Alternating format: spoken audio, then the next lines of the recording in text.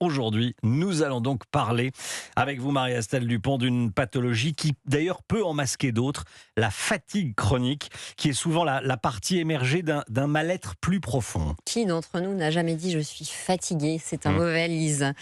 Oui, c'est un mot valise qui recouvre des réalités différentes selon notre âge, notre état de santé, des situations spécifiques bien sûr, de compétition sportive, de grossesse, d'inflammation chronique aussi.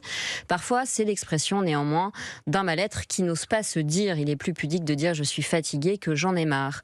Alors on peut être fatigué par manque de motivation, fatigué parce que nos relations ne nous satisfont pas, fatigué de se sentir seul, fatigué parce qu'on ne dort pas assez ou pas bien, fatigué nerveusement, bref. L'épidémie de fatigue, dont les Français semblent souffrir, a de multiples causes, mais j'aimerais qu'au-delà des raisons individuelles d'être fatigué, nous nous interrogions aujourd'hui sur ce que dit de notre société cette forme de lassitude. Car cette fatigue si fréquente semble être à la fois le masque et le révélateur d'une perte d'élan, d'une perte de désir, d'appétence, voire de sens. Les gens infatigables, d'ailleurs, inépuisables, sont d'abord des gens qui aiment ce qu'ils font, qui chérissent ceux pour qui ils se battent. Nous en avons tous fait l'expérience, être dotés d'une énergie débordante dans des moments pourtant très difficiles mais qui nous passionnent, et à contrario se sentir complètement neurasthénique dans la banalité du quotidien dont on ne perçoit plus la raison d'être.